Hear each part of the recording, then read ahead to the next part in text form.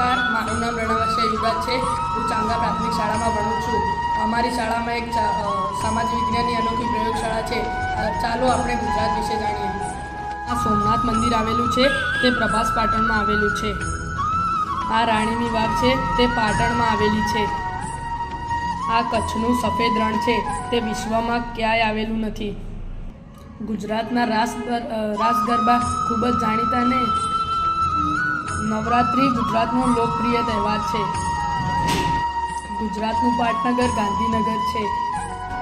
ગુજરાતની સૌથી મોટી નદી નર્મદા તેને રેવા તરીકે ઓળખાય છે। ગુજરાતમાં સિંહ જોવા સાસણગીરનું અભયારણ્ય આવેલું છે। ગુજરાતનું રાજ્ય ફૂલ ગલગોટો છે। આ સહસ્ત્રલિંગ તળાવ છે જેનું નિર્માણ સિદ્ધરાજ જયસિંહે કર્યું હતું। વડનગરમાં આવેલું કીર્તિ તોરણ તે 2000 વર્ષ પ્રાચીન છે। ભારતની રાષ્ટ્રીય મુદ્રા જે સારનાથમાં આવેલી સ્તંભ પરથી લેવામાં આવી છે। ભવાઈ એ ગુજરાતનું લોકનાટ્ય સ્વરૂપ છે।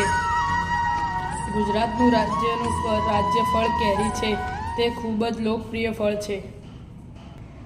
ગુજરાતનું રાજ્ય વૃક્ષ વડ છે।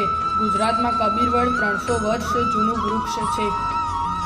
ગિરનાર ગુજરાતનું સૌથી ઊંચો પર્વત છે તે જૂનાગઢ જિલ્લામાં આવેલું છે। આપણા બનાસકાંઠામાં અંબાજી ખાતે મેળો ભરાય છે। ત્યાં લાખોની સંખ્યામાં લોકો દર્શન કરવા આવે છે। પાલીતાણા જૈનોનું પવિત્ર યાત્રાધામ છે। ત્યાં 3000થી વધુ મંદિરો આવેલા છે। ગુજરાતની હાઈકોર્ટ અમદાવાદમાં આવેલી છે।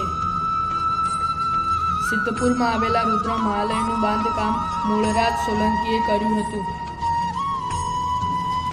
ગિરનારની તળેટીમાં ભવનાથનો મેળો મહાશિવરાત્રિના દિવસે ભરાય છે।